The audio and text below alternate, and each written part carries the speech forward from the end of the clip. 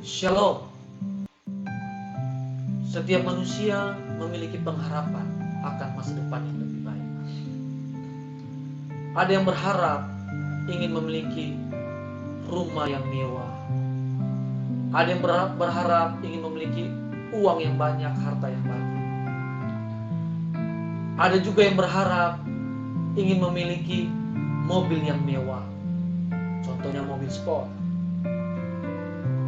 Berlian yang banyak, bahkan tas yang mahal. Ada juga yang berharap ingin menikah dengan seorang pria tampan yang kaya. Dan ada juga yang berharap ingin menikah dengan seorang wanita yang cantik dan kaya. Tapi pada kenyataannya, apa yang terjadi sekarang ini di luar dari harapan kita, di luar dari prediksi kita.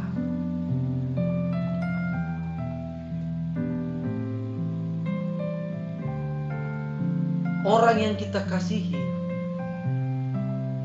bisa saja meninggalkan kita. Apalagi semenjak tahun 2020 ini, pandemi virus corona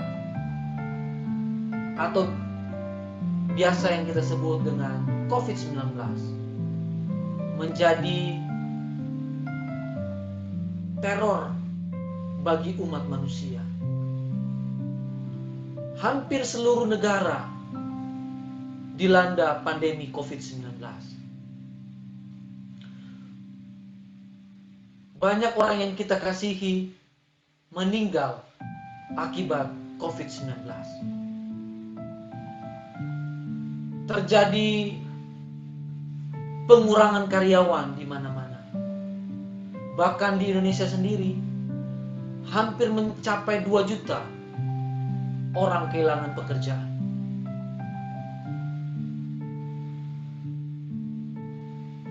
Negara yang kuat sekalipun, Amerika, China, dan beberapa negara Eropa tidak kuat menghadapi pandemi COVID-19 ini. Apa yang kita harapkan dari kehidupan dunia ini? Dunia ini tidak bisa menjamin akan kehidupan, kelanjutan kehidupan kita di bumi ini. Tidak ada yang bisa menjamin. Harta saudara, jabatan saudara, kekayaan saudara, jaringan, kenalan saudara, tidak ada satupun yang bisa menjamin. Tua, muda, miskin, kaya, semua berpotensi untuk terkena COVID-19. Tidak ada yang aman di dunia ini. Dengan adanya COVID-19 ini menandakan bahwa bumi ini sedang dibawa pada satu masa kehancuran. Memang tidak semua ilmuwan bisa memprediksi kapan bumi ini akan berakhir, kapan dunia ini akan berakhir.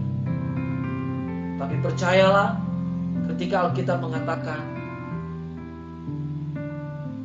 bahwa dunia ini akan suatu hari akan berakhir, berarti kita tidak selamanya tinggal. Kepada siapakah kita harus berharap? Kita sebagai orang Kristen, kita selama tinggal di dunia ini, kepada siapa pegangan harapan kita?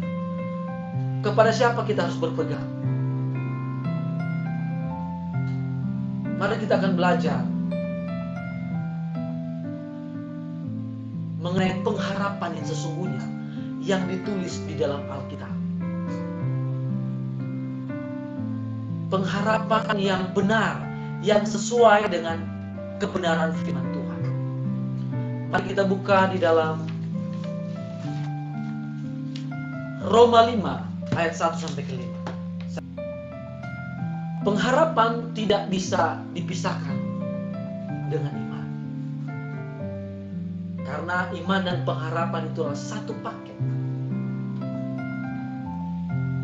Karena iman adalah dasar dari pengharapan. Pengharapan yang benar memiliki dasar iman yang kuat.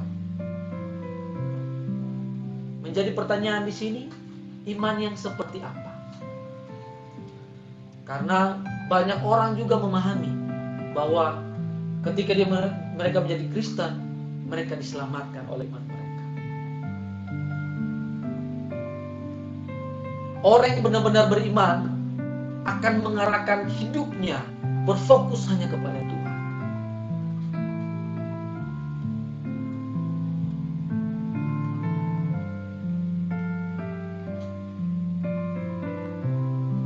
Karena iman adalah percaya atau mempercayakan diri atau menyerahkan diri kepada suatu objek yang kita percayai.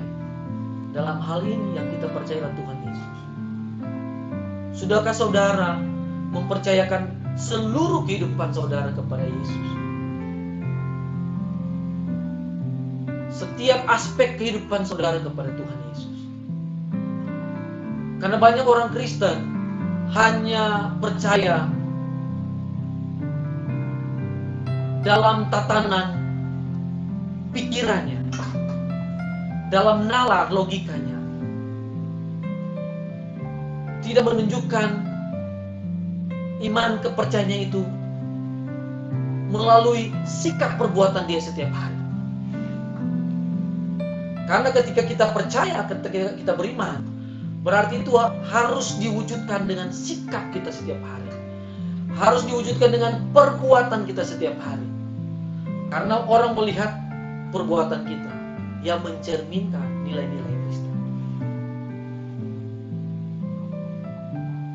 Tuhan Yesus itu menjadi model, teladan.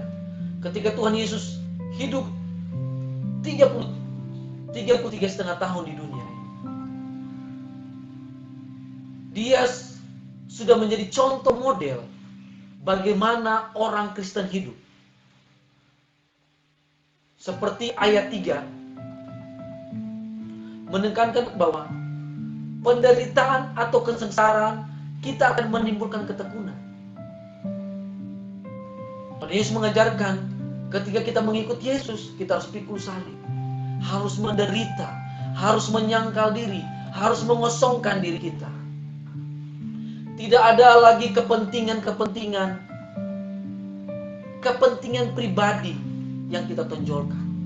Tidak ada lagi keinginan kita pribadi yang kita kerjakan.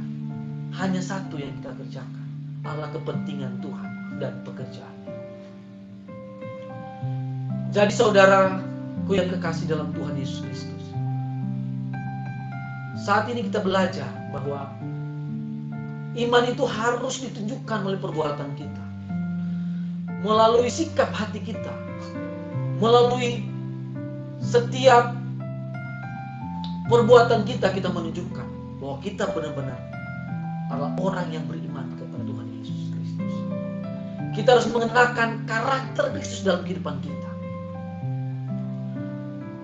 Walaupun masalah datang silih berganti, percayalah, setiap masalah yang datang, setiap peristiwa yang Tuhan izinkan kita alami,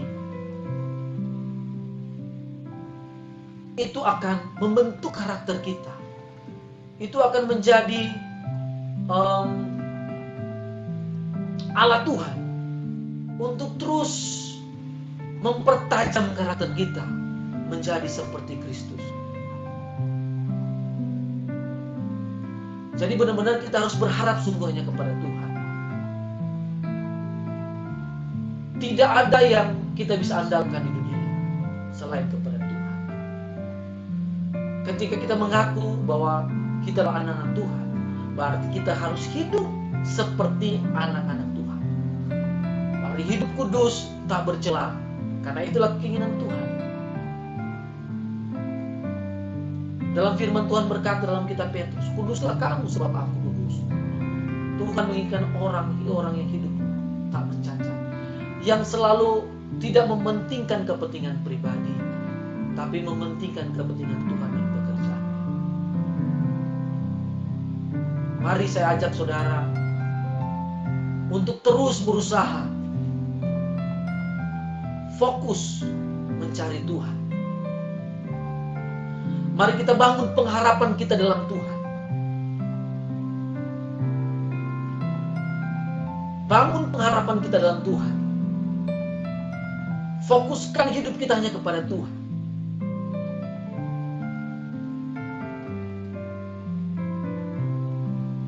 Mari kita bangun kehidupan keintiman kita dengan Tuhan. Karena dengan bangun keintiman kita dengan Tuhan, kita akan dikuatkan terus. Kita akan diingatkan oleh Roh Kudus bahwa kita hidup di bumi ini hanya sementara. Bangun keintiman dengan Tuhan. Cari Tuhan terus. Tinggalkan setiap hobi-hobi yang tidak disukakan Tuhan. Tinggalkan semua yang hanya kita kerjakan adalah kepentingan Tuhan. Kita terus belajar kebenaran firman Tuhan. Karena kita membaca firman Tuhan, kita melakukan firman Tuhan, itu akan menguatkan iman kita terus. Itu akan terus mempertajam karakter kita. Kita semakin sempurna seperti Kristus. Karena itulah yang Tuhan inginkan dalam kehidupan kita. Amin.